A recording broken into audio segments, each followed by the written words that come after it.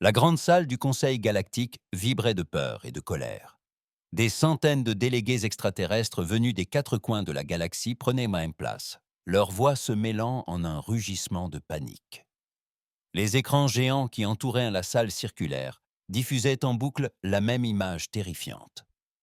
Une immense flotte de vaisseaux inconnus se dirigeait vers les mondes extérieurs, détruisant tout sur son passage.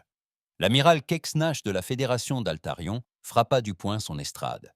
Son visage bleu s'était assombri d'inquiétude. Ces envahisseurs viennent d'au-delà de notre galaxie, annonça-t-il à la foule. Ils ont déjà anéanti 3 systèmes stellaires. Nos armes n'ont fait qu'égratigner leurs vaisseaux. La pièce résonna de chuchotements effrayés et de cris de rage. Nombre d'espèces n'avaient jamais vu une telle destruction. Les mondes paisibles de la bordure extérieure abritaient des milliards d'êtres incapables de se défendre. Du haut de l'estrade, le grand amiral Vextar de l'Empire zaphirien se leva lentement.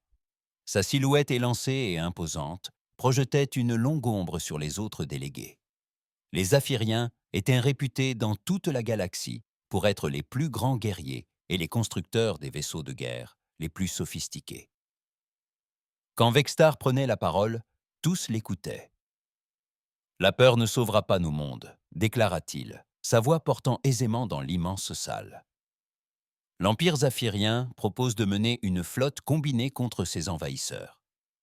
Notre technologie de bouclier quantique et nos canons à plasma sont les plus avancés de la galaxie. Avec nos alliés, nous pouvons contrer cette menace. De nombreux délégués hochèrent la tête, soulagés.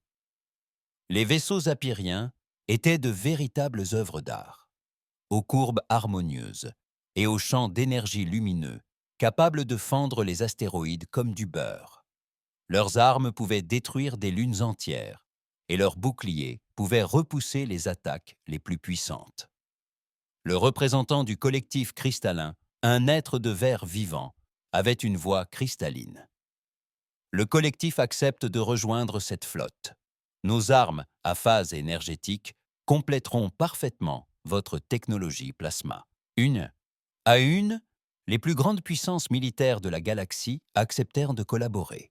L'Union des Méconoïdes apporta ses vaisseaux robotisés autoréparateurs. Les marcheurs du vide offrirent leurs vaisseaux capables d'apparaître et de disparaître au combat. Les seigneurs du plasma promirent leurs armes solaires, capables de tout consumer. Mais dans un coin reculé de la salle, l'ambassadrice Sarah Chen, de la Terre, était assise en silence. C'était une femme d'âge mûr, aux cheveux gris et aux yeux fatigués. La plupart des autres délégués avaient oublié que les humains faisaient partie du Conseil galactique. La Terre était en cet état, considérée comme une planète arriérée, dotée d'une technologie primitive. L'amiral Vexar remarqua l'humaine assise seule. Un sourire cruel se dessina sur son visage. « Ambassadeur Chen », lança-t-il d'une voix faussement polie, « la Terre souhaite certainement contribuer à cet effort collectif. Peut-être pourriez-vous nous prêter quelques-uns de vos charmants vaisseaux métalliques. » Des rires parcoururent la salle. Tout le monde connaissait les vaisseaux humains. D'imposants blocs de métal peu esthétiques qui se déplaçaient lentement dans l'espace. Tandis que d'autres espèces avaient appris à utiliser l'énergie pure pour tout, les humains s'en tenaient encore à des fusées et des balles d'un autre âge. Leurs vaisseaux semblaient tout droit sortis d'un musée et non d'un champ de bataille spatial. Sarah Chen se leva calmement. Elle n'était ni grande ni imposante comme les autres délégués, mais quelque chose dans son regard fit taire quelques-uns des extraterrestres les plus intelligents. « La Terre défendra son territoire », déclara-t-elle simplement. « Notre flotte est déjà en position. » Cela provoqua un éclat de rire encore plus grand. L'amiral zaphirien se retenait à grand-peine. « Votre flotte. Ces reliques antiques qui ont à peine atteint votre lune. Mon cher ambassadeur, il s'agit d'une guerre sérieuse, pas d'un défilé de curiosités historiques. » Une unité méconoïde émit un cliquetis et prononça ces mots. « Les vaisseaux humains utilisent encore des explosions chimiques pour produire de l'énergie. Nos bases de données indiquent qu'ils n'ont pas mis à jour leurs plans depuis des siècles. Il serait cruel de les laisser affronter ces envahisseurs. Sarah Chen ne laissa rien paraître des insultes. Elle les avait déjà toutes entendues.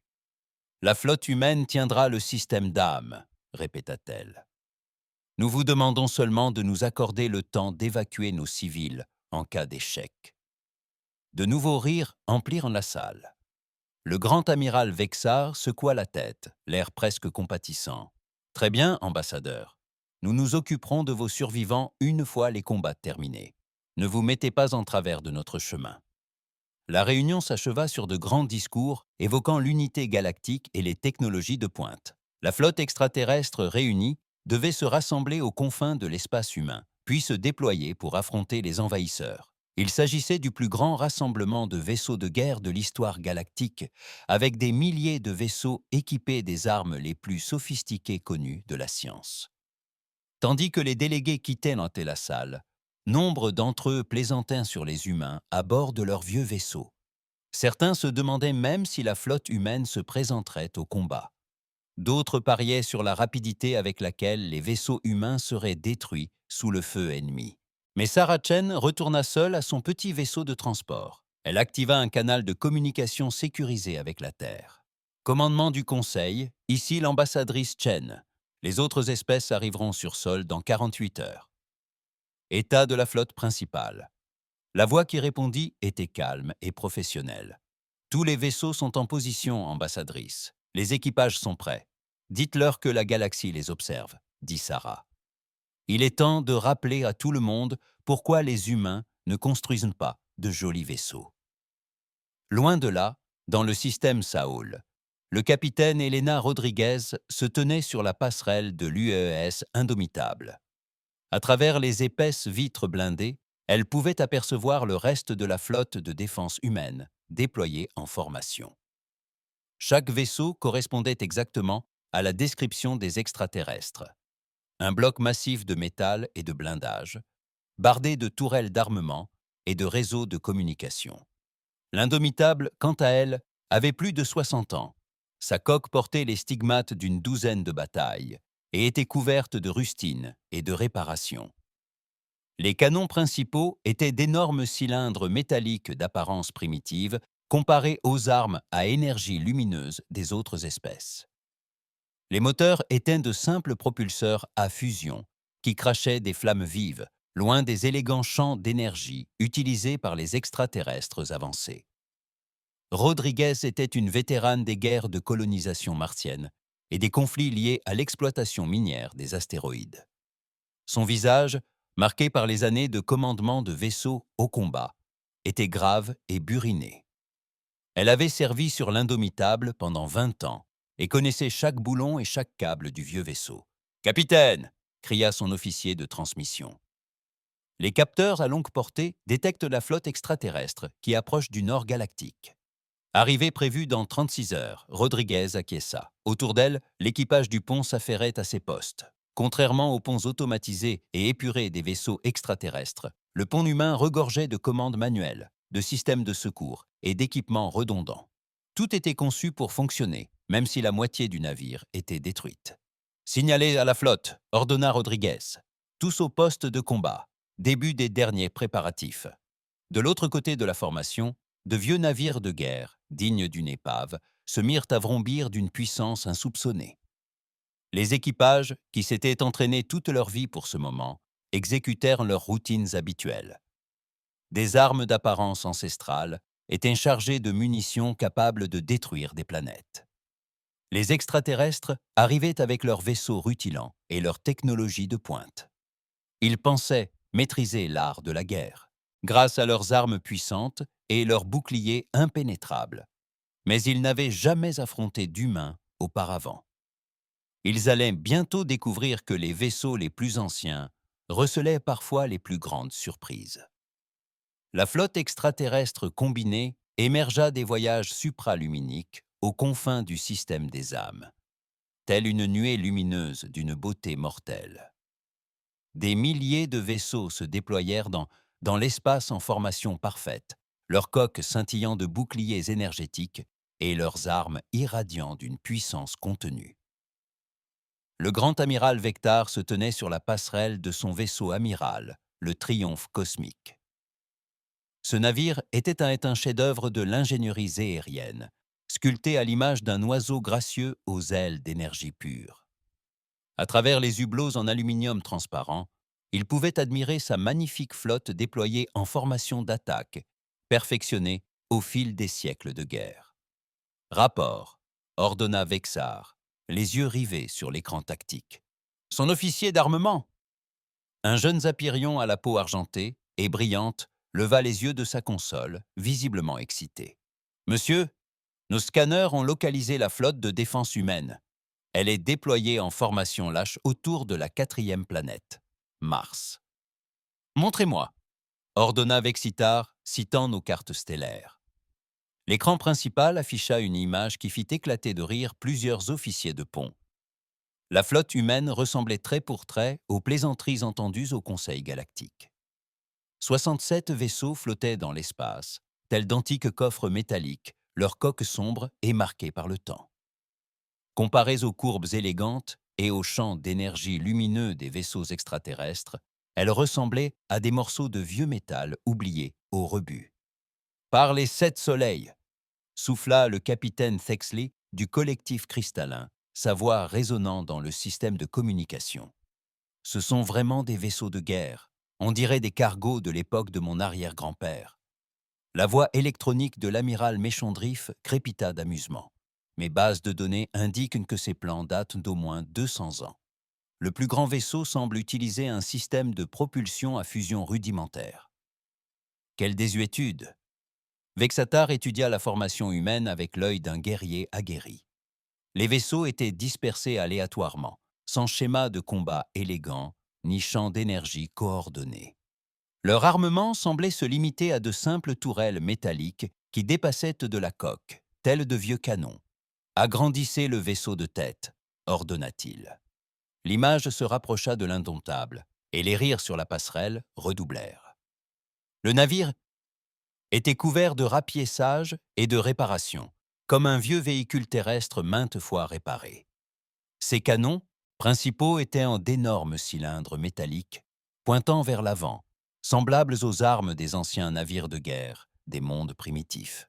« Monsieur », rapporta l'officier de reconnaissance, retenant difficilement son rire. Leur système de communication utilise de simples ondes radio, même pas de cryptage quantique. Devrions-nous établir le contact? Oh oui, répondit Vexar avec un sourire cruel. Parlons à ces braves guerriers. La communication fut diffusée sur toutes les fréquences, dans la langue galactique commune. La voix de Vexar était douce et moqueuse. Vaisseau humain, ici le grand amiral Vexitar de l'Empire Zapyrien, commandant la flotte galactique combinée. Vous êtes clairement surpassé en puissance de feu et en nombre. Rendez-vous maintenant et nous assurerons votre évacuation en toute sécurité, avant de nous occuper de la véritable menace qui pèse sur la galaxie. Un long silence suivit, puis une simple transmission radio parvint du vaisseau amiral humain. La voix était calme et professionnelle, avec un léger accent qui sonna étrangement aux oreilles extraterrestres. Flotte inconnue. Ici le capitaine Elena Rodriguez du vaisseau indomitable de la Terre unie, commandant la force de défense de l'âme. Vos intentions dans ce système sont obscures. Veuillez exposer le but de votre mission ou vous retirez immédiatement. Les officiers extraterrestres du pont échangèrent des regards stupéfaits. Ces humains primitifs pensaient-ils vraiment pouvoir donner des ordres à la flotte la plus puissante de l'histoire galactique? Bexar se pencha en avant dans son fauteuil de commandement. « Capitaine Rodriguez, vous ne semblez pas comprendre la situation. Nous représentons plus de 50 civilisations avancées. Nos vaisseaux sont équipés d'armes capables de détruire des planètes. Vos vaisseaux vétustes ne représentent aucune menace pour nous. C'est votre dernière chance de vous rendre dignement. » Un nouveau silence. Puis, la voix de Rodriguez reprit, encore plus calme qu'auparavant. Négatif. La force de défense de l'âme ne cédera pas. Le territoire humain est protégé par des vaisseaux et des équipages humains. Si vous souhaitez traverser ce système, vous devrez passer par nous. Un éclat de rire retentit sur la passerelle. La voix enflammée d'un commandant seigneur du plasma crépita dans le système de communication. Ils viennent de nous défier avec ces pièces de musée ?» s'écria l'officier tactique, essuyant des larmes de rire. Des analyses détaillées révèlent que leurs armures sont de simples alliages métalliques. Leurs armes semblent être des systèmes de projectiles cinétiques. Ils utilisent encore des balles et des explosifs. Mais relevés indiquent qu'ils n'emploient même pas de véritables boucliers énergétiques. Vexitar se leva, sa haute silhouette projetant des ombres sur le pont. Par les hublots, il pouvait voir les vaisseaux, humains suspendus dans l'espace, tels des menaces obscures et silencieuses. Mais ils n'étaient nullement une menace. C'étaient des vestiges d'une époque révolue, pilotés par une espèce trop obstinée pour comprendre son infériorité numérique. « Tous vaisseaux, préparez-vous au combat !» annonça Vexar à sa flotte. Armes à puissance minimale. Nous ne voulons pas les anéantir complètement. Nous pourrions peut-être désactiver leurs moteurs et faire quelques prisonniers pour les étudier. Il sera intéressant de voir comment ces primitifs ont pu survivre si longtemps avec une technologie aussi ancienne. À travers la flotte extraterrestre, des milliers de systèmes d'armes sont entrés en service. Les canons à plasma brillaient d'une blancheur incandescente. Les lances d'énergie crépitaient d'éclairs contenus, et les perturbateurs quantiques bourdonnaient d'une puissance capable de briser les liaisons atomiques. La puissance de feu combinée était suffisante pour fissurer une lune ou faire bouillir un océan. À l'inverse, le vaisseau humain restait silencieux et plongé dans l'obscurité. Aucune signature énergétique, aucune arme lumineuse, aucun signe de technologie avancée. Pour les capteurs extraterrestres, ils semblaient inertes dans l'espace, alimentés uniquement par leurs réacteurs à fusion primitifs. Le capitaine Rodriguez reçut le rapport tactique sur sa passerelle avec le même calme qu'elle avait arboré pendant 20 ans de combat. « Ils alimentent des armes, ils alimentent des armes », rapporta l'opérateur des capteurs. « Les niveaux d'énergie sont hors normes, capitaine. Chaque vaisseau de cette flotte pouvait à lui seul détruire une ville. »« Bien reçu, » répondit Rodriguez. Elle observa les hommes et les femmes qui avaient servi à ses côtés lors des conflits martiens et des guerres d'astéroïdes. Tous étaient des vétérans, tous des professionnels, tous prêts à accomplir leur mission. « Signalez la flotte », ordonna-t-elle. « Tous les vaisseaux en alerte rouge, désarmement. Préparez-vous au combat. » Au sein de la formation humaine, de vieux vaisseaux de guerre, que l'on croyait hors service, s'animèrent soudain, mais d'une manière incompréhensible pour les extraterrestres. Au lieu de champs d'énergie lumineux, ils laissaient apparaître des signatures thermiques provenant de dizaines de systèmes dissimulés. Au lieu de déployer des armes exotiques, ils se contentèrent de tourner leurs vilaines tourelles métalliques vers l'ennemi. Les extraterrestres avaient commis leur première erreur. Ils pensaient comprendre ce qu'ils voyaient. Ils aperçurent de vieux vaisseaux équipés d'armes anciennes et supposèrent qu'ils combattaient un vieil ennemi. Ils allaient bientôt découvrir qu'il y a une différence entre anciens et obsolètes, entre primitifs et inefficaces. La flotte humaine avait été conçue dans un seul but, perfectionnée au fil des siècles de guerre et commandée par des hommes, aguerris aux combats spatiaux. L'esthétique du vaisseau importait peu, seule comptait sa capacité à anéantir l'ennemi et à survivre pour reprendre le combat. « Tous les vaisseaux prêts au combat », annonça calmement Rodriguez. « N'oubliez pas, ces extraterrestres n'ont jamais affronté d'humains. Montrons-leur ce qu'ils ont raté avec leurs gadgets sophistiqués. » La flotte extraterrestre se mit en marche, confiante en sa supériorité technologique. Derrière eux, les véritables envahisseurs venus d'au-delà de la galaxie observaient la scène grâce à leurs capteurs, curieux de voir comment ces deux forces allaient s'affronter. Le décor était planté pour une bataille qui allait changer à jamais la perception de l'humanité dans la galaxie. La première attaque extraterrestre s'abattit comme une tempête de mort aux couleurs de l'arc-en-ciel.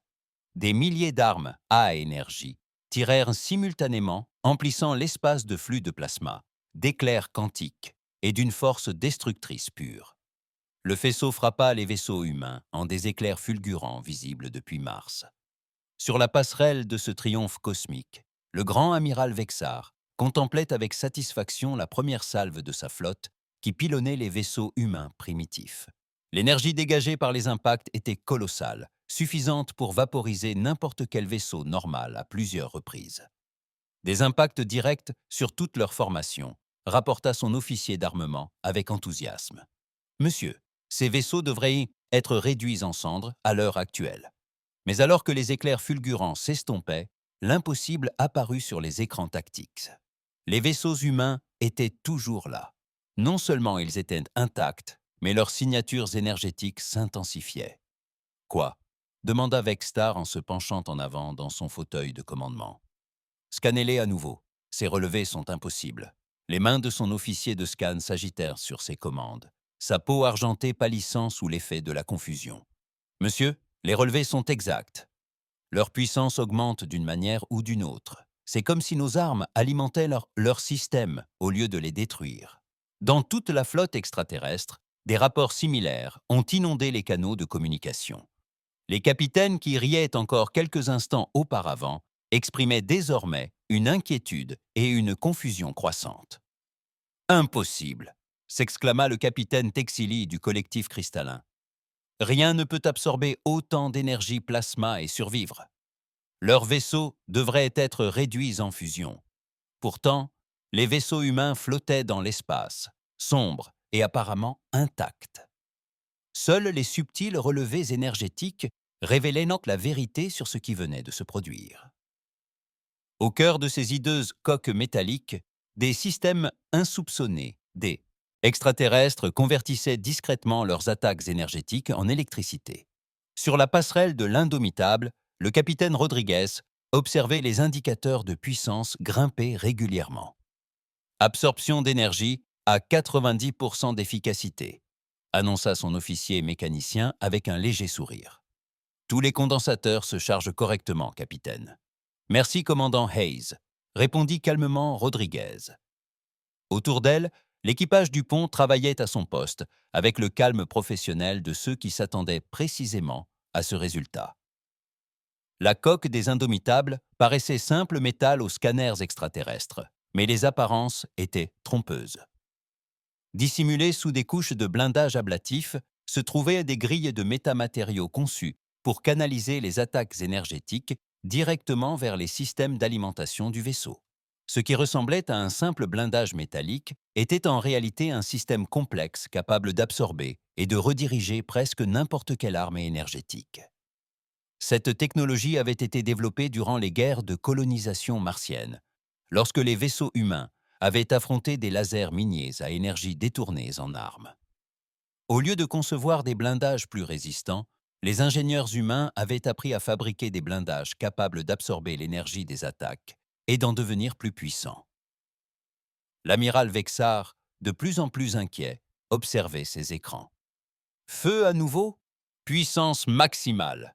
Tous les vaisseaux, concentrez vos tirs sur le vaisseau de tête. La seconde salve fut encore plus intense que la première. Chaque vaisseau de la flotte extraterrestre concentra son énergie sur le vaisseau amiral humain, une puissance suffisante pour fissurer une petite lune. L'espace autour de l'Indomptable devint incandescent sous l'effet d'une fureur contenue. Et lorsque la lumière s'estompa, le vieux vaisseau humain était non seulement intact, mais il était en mouvement. Par les 7 soleils, souffla Vexar, tandis que ses capteurs révélaient l'incroyable vérité. Le vaisseau humain fonçait droit sur sa flotte, son moteur à fusion primitif s'embrasant soudain d'une puissance inimaginable pour une conception aussi ancienne.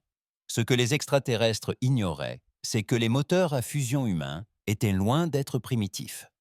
Il s'agissait de moteurs à puissance variable, capables de fonctionner à puissance minimale pendant des années, ou de pousser leurs réacteurs à des limites dangereuses lorsque le combat l'exigeait. Tandis que les vaisseaux extraterrestres dépendaient de sources d'énergie stables et efficaces, les vaisseaux humains étaient conçus comme des ressorts, prêts à libérer une puissance colossale en cas de besoin. Au sein de la formation humaine, 67 vaisseaux qui semblaient inertes dans l'espace s'animèrent soudain. Leurs moteurs s'embrasèrent comme des étoiles naissantes, tandis qu'ils fonçaient, réduisant l'écart avec la flotte extraterrestre à une vitesse fulgurante. « C'est impossible !» hurla Bécard. « Ces vaisseaux ne devraient-ils pas pouvoir se déplacer aussi vite ?» Nos renseignements indiquaient qu'ils étaient lents et pâteaux. La voix de son officier tactique était étranglée par la peur. « Monsieur, ils accélèrent à 12 grains. Et, à leur vitesse actuelle, ils seront dans notre formation dans 18 minutes. Mandation d'évitement obligatoire, ordonna Vexar. Ne leur laissez pas réduire la distance. » Mais la flotte extraterrestre, malgré sa technologie avancée, avait été conçue pour les combats énergétiques à longue portée. Leurs vaisseaux étaient rapides et maniables, mais pas adaptés aux combats rapprochés brutaux pour lesquels les vaisseaux humains étaient nés faits. Les vaisseaux apyriens étaient de véritables œuvres d'art, aux courbes gracieuses et dotés de projecteurs d'énergie d'une grande finesse. Ils étaient posés parfaits pour des batailles élégantes entre espèces civilisées, combattant avec honneur et panache. Mais jamais ils n'avaient affronté un ennemi qui construisait des vaisseaux comme des marteaux et se battait comme des bêtes acculées. Le capitaine Rodriguez, imperturbable, se tenait sur la passerelle, tandis que la distance qui le séparait de la flotte ennemie diminuait rapidement. À travers les hublots blindés, elle vit les vaisseaux extraterrestres commencer à se disperser, leur magnifique formation se désagrégeant sous l'effet de la panique. « Capitaine », rapporta son officier d'armement, « nous approchons de la portée de tir optimale. Toutes les armes sont chargées et prêtes. À tous les vaisseaux, c'est l'indomptable », annonça Rodriguez sur le système de communication de la flotte.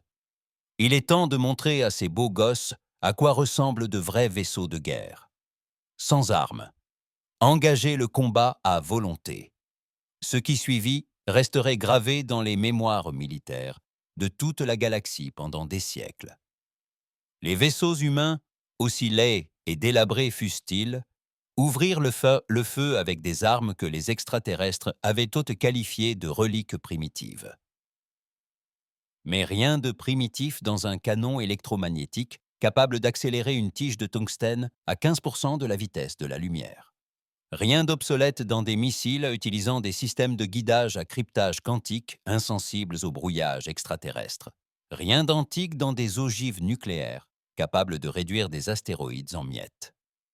La première salve humaine a traversé la formation extraterrestre comme un ouragan ravage un jardin. Les projectiles du canon électromagnétique, filant à une vitesse incroyable, transperçaient les boucliers énergétiques comme s'ils étaient invisibles, réduisant de magnifiques vaisseaux extraterrestres en nuages de débris. Des missiles, d'apparence si simple, révélaient soudain des systèmes de guidage plus sophistiqués que tout ce que possédait la flotte extraterrestre. Ils zigzaguaient sous le feu ennemi. Leurs mines à intelligence artificielle calculent les trajectoires vers les cibles avec une précision inhumaine. Et derrière les armes cinétiques jaillit le feu nucléaire.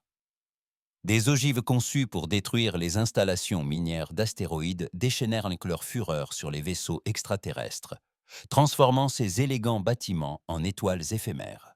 « Les boucliers ne servent à rien !» hurla un capitaine méconoïde dans le système de communication. « Les projectiles vont trop vite, ils transpercent nos barrières énergétiques. »« Mon vaisseau est touché », annonça un commandant seigneur Plasma. « Brèche dans la coque sur tous les ponts. Nous perdons de l'atmosphère. » Feixar assista, horrifié, à la destruction de sa magnifique flotte par des armes qu'il croyait être des pièces de musée. Son écran tactique montrait des vaisseaux s'éteindre les uns après les autres sous les tirs humains d'une précision mortelle. « Comment ?» murmura-t-il, fixant les vaisseaux humains qui approchaient. « Comment font-ils » La réponse était simple, mais les civilisations extraterrestres avancées l'avaient oublié dans leur quête de technologies sophistiquées. Les humains n'avaient jamais cessé de se battre entre eux. Tandis que d'autres espèces avaient atteint la paix et se concentraient sur le perfectionnement de leurs armes, les humains avaient passé des siècles à rendre les leurs plus meurtrières. Chaque vaisseau humain était un vétéran de multiples conflits. Chaque système d'armement avait été testé en conditions réelles.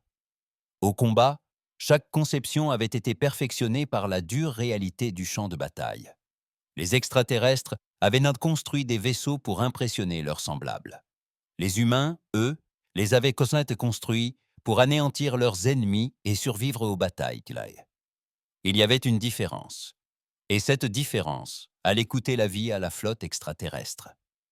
Alors que les vaisseaux humains se rapprochaient à bout portant, leur coque meurtrie mais intacte, l'amiral Vexar comprit enfin l'erreur commise par sa flotte.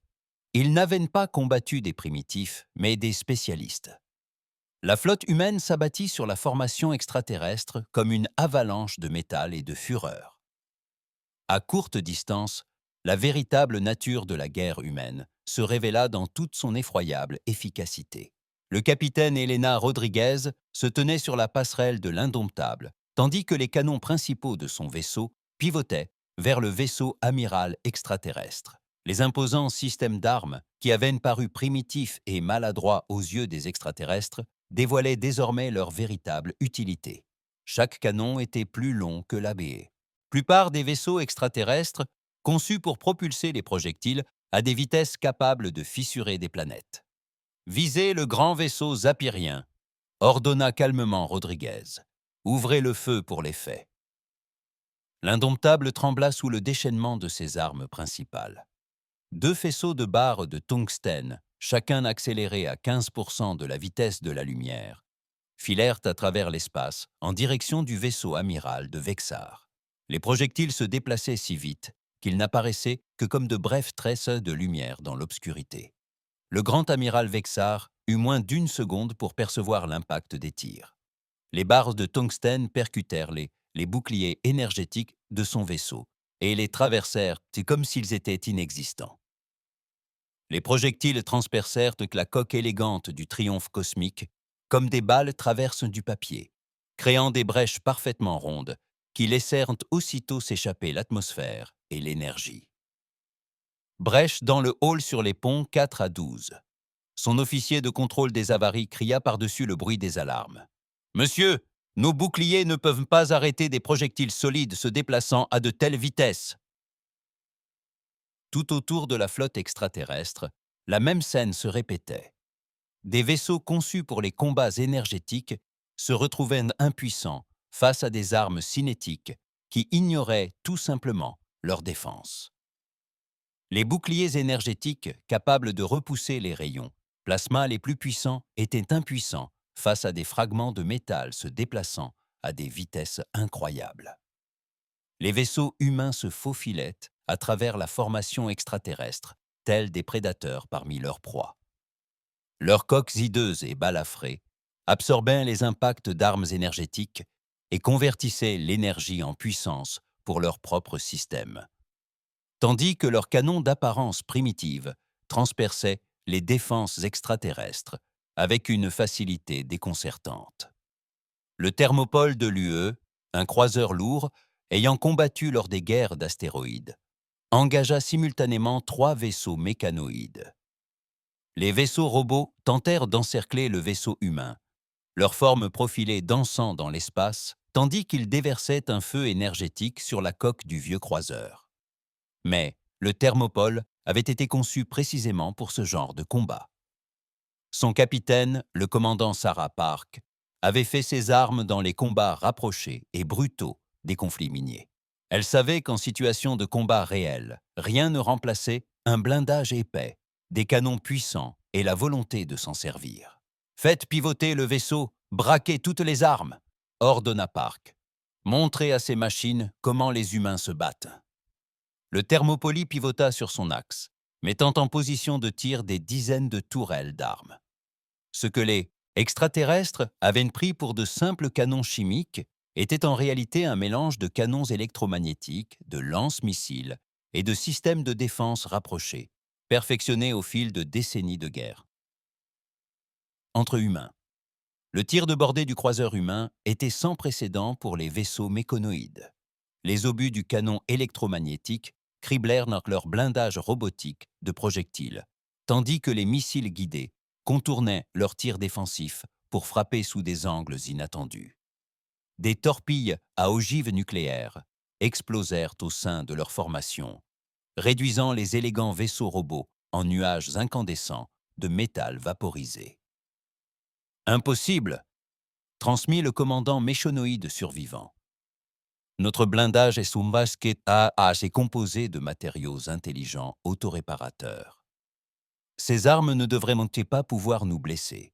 Mais les armes humaines ont été conçues pour combattre les blindages humains, souvent aussi sophistiqués que ceux des extraterrestres. Les obus à pénétration nucléaire ne tiennent pas compte des matériaux autoréparateurs, puisqu'ils peuvent vaporiser des sections entières de coques en quelques microsecondes. Sur le champ de bataille, des scènes similaires se déroulaient, tandis que les vaisseaux humains démontraient l'efficacité redoutable de leur système de combat. L'UES Marathon engagea une escadrille de vaisseaux collectifs cristallins. Ces batteries de missiles emplissaient l'espace de centaines d'ogives guidées qui se tordaient et se retournaient sous le feu ennemi, telles des créatures vivantes.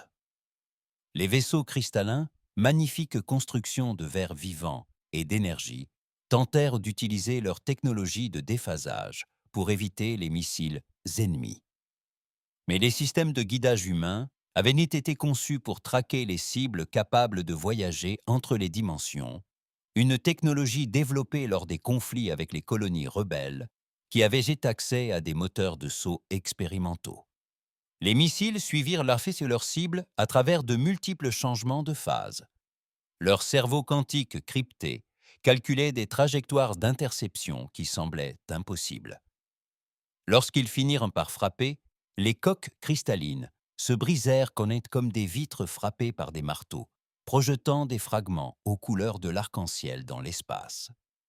Le capitaine Rodriguez observait la bataille se dérouler autour de son vaisseau amiral, avec le calme et le professionnalisme de quelqu'un qui avait déjà tout vu. Pour les extraterrestres, c'était une démonstration choquante de brutalité primitive. Pour elle, c'était un mardi comme un autre. « Capitaine », annonça son officier de transmission, « l'amiral Vixar tente de nous contacter. »« Passez-le nous », répondit Rodriguez, sans quitter des yeux l'écran tactique où des dizaines de vaisseaux extraterrestres s'écrasaient.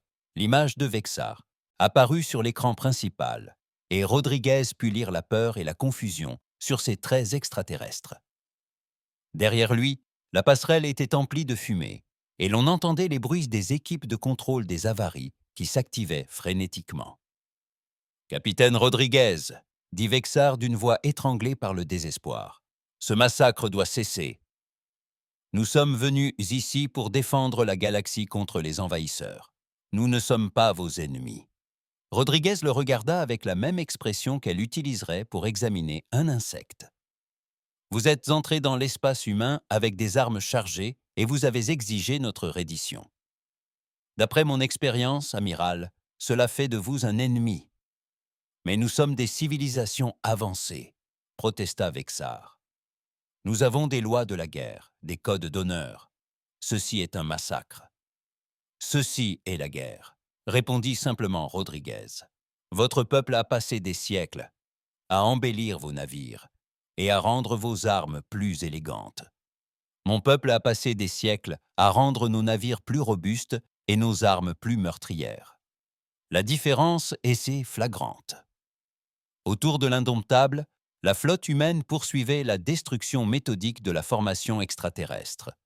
Des vaisseaux, fruits de décennies de travail et symboles du summum de la technologie humaine, étaient réduits en miettes en quelques minutes. L'UES Gettysburg encercla un vaisseau marcheur du vide qui tentait de s'échapper en passant en sous-espace.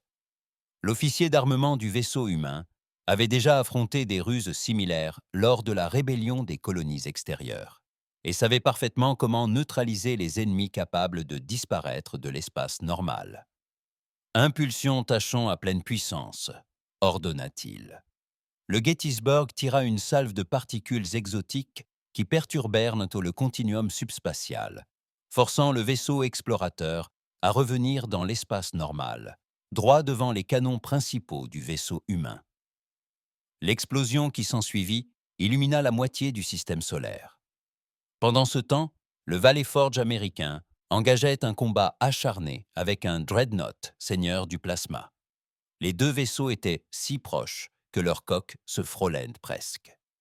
Le vaisseau extraterrestre déversait un feu solaire sur le blindage du vaisseau humain, transformant des sections de coque en un véritable four incandescent sous l'effet de la fureur stellaire contenue.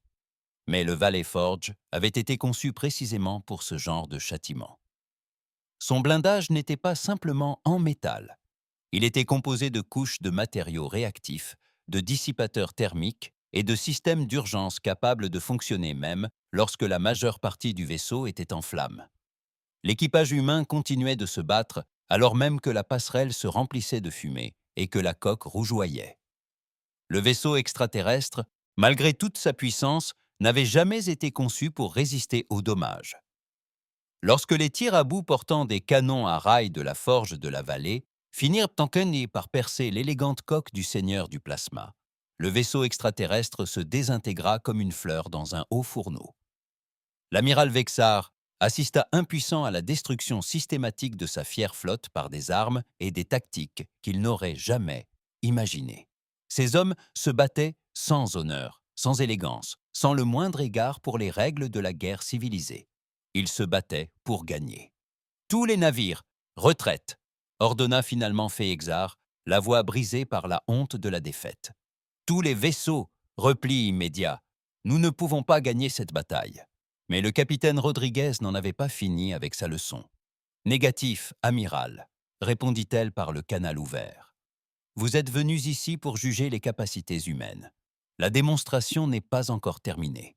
La flotte humaine se remit en marche, poursuivant les vaisseaux extraterrestres en fuite, avec la détermination implacable de loups à la chasse. On les avait traités de primitifs, ridiculisés comme des reliques, ignorés comme insignifiants. Il était temps désormais de s'assurer que la galaxie ne commette plus jamais cette erreur. La bataille qui avait commencé par des rires extraterrestres s'acheva par des cris stridents à travers le système solaire. Les débris de ce qui avait été la flotte la plus avancée de l'histoire galactique dérivaient en nuages de débris qui s'étendaient en lentement. Le vaisseau amiral du grand amiral Vextar avançait péniblement dans l'espace. Son élégant hall était criblé de dizaines de blessures, laissant échapper des flots d'atmosphère. La moitié de son équipage était morte ou blessée.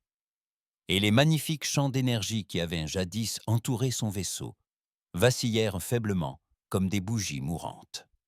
Rapport des pertes, exigea Bexar, bien qu'il sût déjà que la réponse serait terrible.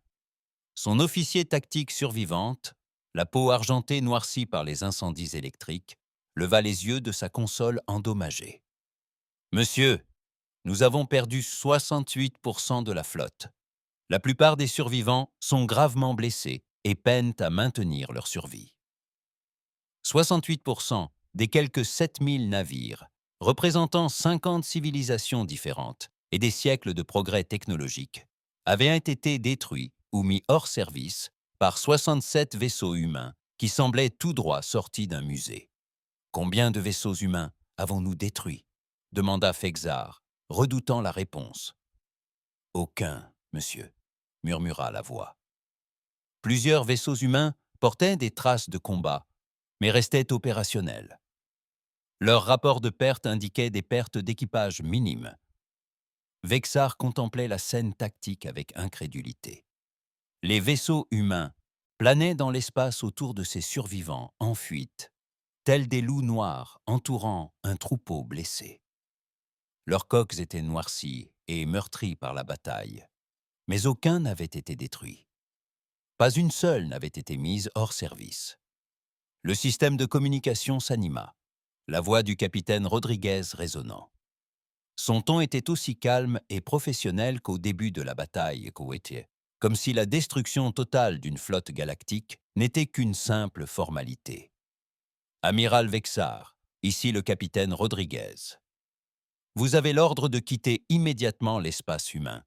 Tout vaisseau qui tentera d'y revenir sera détruit sans avertissement. Attendez, s'écria Vexar, désespéré. Capitaine, je vous en prie, nous devons parler. La véritable menace qui pèse sur la galaxie est toujours là-bas. Les envahisseurs venus d'au-delà de nos frontières. Ce sont eux que nous sommes venus combattre. Un silence s'installa. La voix de Rodriguez reprit alors, teintée d'un léger intérêt.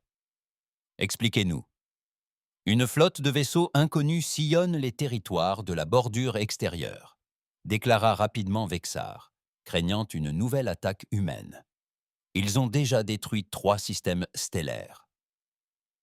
Notre flotte combinée a été formée pour les arrêter avant qu'ils n'atteignent les mondes du noyau. Un autre silence. Lorsque Rodriguez reprit la parole, sa voix laissait transparaître une pointe d'amusement. Et vous pensiez que la meilleure stratégie était d'exiger la reddition de la seule espèce de la galaxie capable de mener une véritable guerre. La vérité de ces propos frappa Vexar comme un coup de poing. Dans leur arrogance, ils avaient tenté d'écarter la seule force militaire susceptible de leur venir en aide. Pire encore, ils avaient révélé leur faiblesse et leur incompétence de la manière la plus humiliante qui soit. « Capitaine, » dit Vexar, son orgueil enfin brisé, « nous avons besoin de votre aide. Nos armes et nos tactiques sont inutiles face à des ennemis qui ne respectent pas les règles établies de la guerre civilisée. Mais vous autres, vous combattez comme eux, comme des tueurs.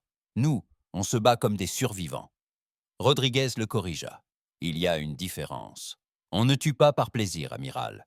On tue parce qu'on est très, très doué pour ça, et parce que parfois, c'est ce que la situation exige. » À travers ces hublots endommagés, Vexar pouvait voir le vaisseau humain regagner lentement ses positions défensives. Même après avoir démontré leur supériorité écrasante, ils conservaient leur formation et leurs armes prêtes au combat. Ce n'étaient ni des conquérants, ni des assoiffés de gloire. C'étaient des professionnels qui accomplissaient leur mission. « Que savez-vous de ces envahisseurs ?» demanda Rodriguez. Vexar transmit rapidement les quelques données que sa flotte avait pu recueillir. Des vaisseaux de conception inconnue, utilisant des armes échappant aux défenses conventionnelles, sans aucun intérêt pour la communication ou la diplomatie. Ils apparaissaient, détruisaient tout sur leur passage et passaient à la cible suivante. « Ça ne vous rappelle rien ?»